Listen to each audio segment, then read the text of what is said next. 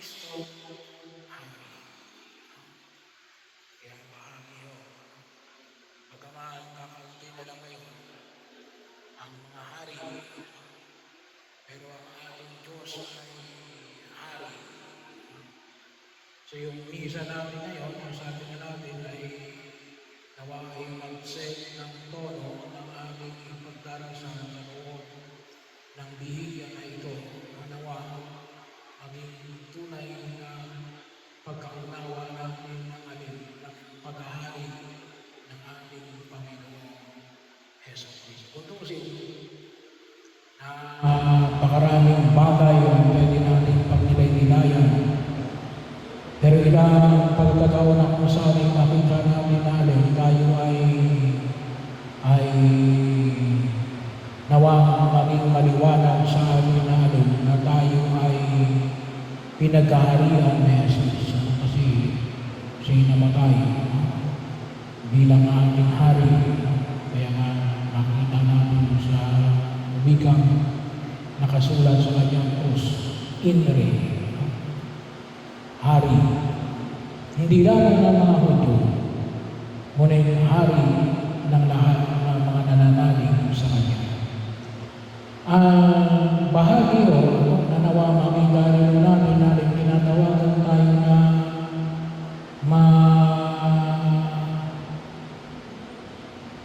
makiisa sa kanyang paghahari. Kaya nga muli pinaalala sa ating pag-isa natin sa biyaya ng sakramento ng binyag bilang propeta, bilang pari, at bilang hari. Minsan yung dalawang aspeto na ito kitang-kita. Kasi ito yung mga nasa front line. Yung nasa ministry na worship, nasa ministry na preaching. Pero yung ministry na kingly o paglilingkod, hindi masyadong nakikita. At paalala sa atin natin na makita natin katulad ko ni Saul sa lumang tipan, yung hari pinapahiran ng langis. Kaya din po pinaalala sa atin ito, kahit na sa mga sakramento na tinatanggap natin sa binyag,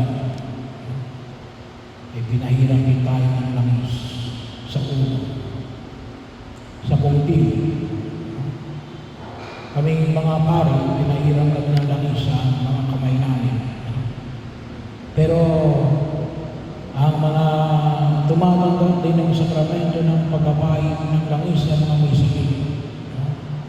Kaya gusto natin na maalis ng kaisipan na kapag ayaw magpapahin ng langis yung mga may sakit, mamamatay lang. Maraming namatay, pero hindi napahiran ng langis. At nakakalungkot kasi yung mga namatay, mga miyembro ng organisasyon pagsimbahan, mga miyembro ng organisasyon pagsimbahan, hindi napahiran ng langis. Meron pa nga, lay ministers, hindi napahiran ng langis.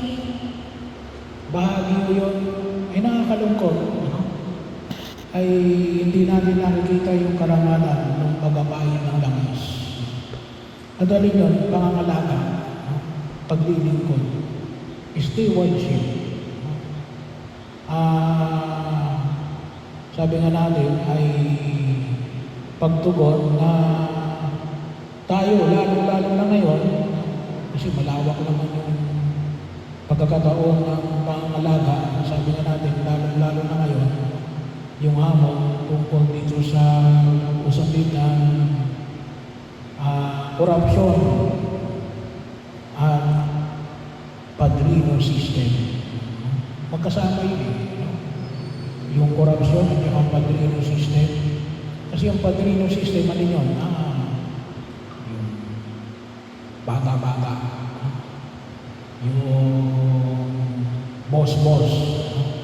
Hindi kasi magkakaroon ng korupsyon kung walang padrino system.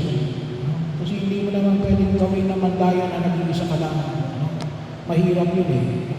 Kaya ako tumindi yung ating usapin tungkol sa korupsyon, gawa ng padrino system. No? At yung kaisipan natin, kung minsan ang kaisipan natin, lahat naman ang dadaya. No? Kaya malaki yung hamon. Kaya din po, patuloy natin yung panalangin at yun din po yung ating itulong sa ating mga bigay sa araw na ito. Tungkol sa maayos na pangangalaga at sa usapin ng katauhan at responsibility, accountability. Siguro sabi ko nga Padre, hindi naman kami mga kontraktor, hindi naman kami mga engineer, wala naman kami posisyon sa gobyerno, hindi naman kami senador, congressman, governor, mayor, konsihal, o barangay captain. Pero sana makita natin ay panalangin natin kasi yung usapin na ito sabi nga natin, ay dikit na sa buto. Tawag na natin ay SOP, Standard Operating Procedure.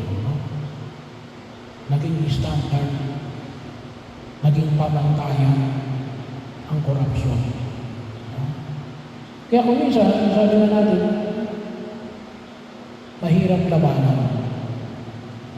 Well, hindi naman sinabi ni Jesus na mahirap, hindi madaling, na hindi mahirap. Hindi naman niya sinabi madaling. Pero sabi nga natin, makita natin na nawa ito ay higit na maging bahagi ng ating pagkilos. Sa baba ng pamaraan, yung pagkasakatuparan ng katarungan. Sabi ko nga, yung turo ng purgatorio ay turo ng katarungan. Diba yun? Pag namatay pa yun. Pero dito sa lupa, ano yun? Yung mga may utang magbayad. Padre, wala pa kaming maibayad. Nakapag-usap ka. Na kung maaari, bigyan ka pa ng palugin, para makapagbayad. Hindi yung iilang ka lang na iilang. Accountability yun eh. Kaya huwag mo kayong magtaka kung bakit maraming nangungutang na hindi nagbabayad.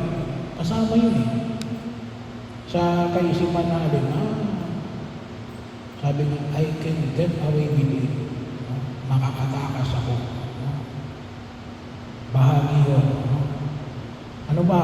Ay yung huwag natin kunin ang hindi atin. At kung sakali may nasira tayo, ay handa tayo ibalik yung nasira natin. Accountability. Napakahalaga yun na makita natin. Pagkakataon, talagang kung minsan kapag sinabi mo, sino may gawa nito? Walang aamin.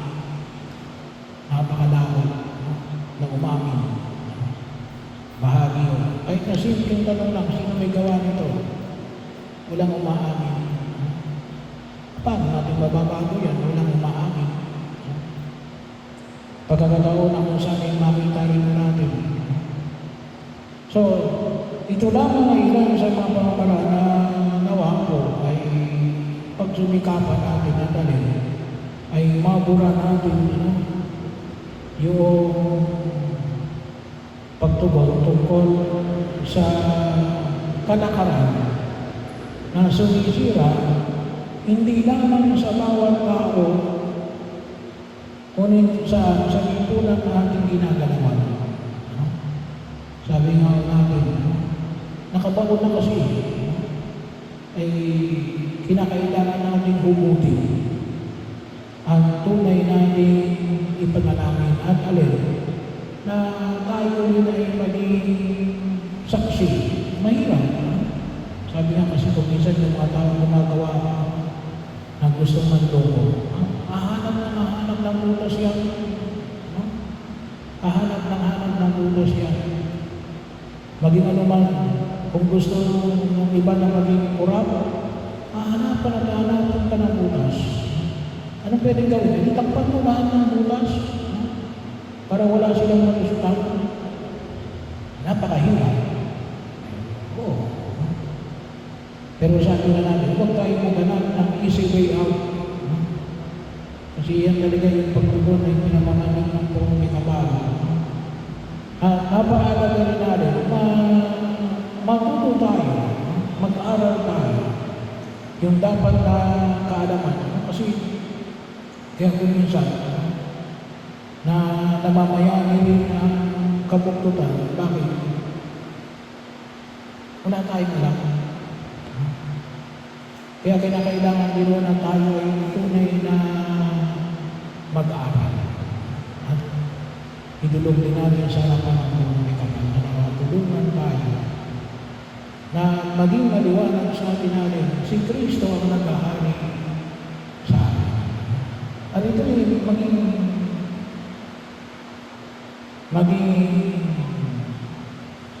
tema natin ng ating pagninilay, hindi lamang sa mga pagkakataon na tayo ay magpoprotesta, magdasal din tayo, na ginakailangan natin na maging kanatagan na nawa ay mamayani ang tunay na pangangalaga natin bilang pagkakisa natin kay Jesus.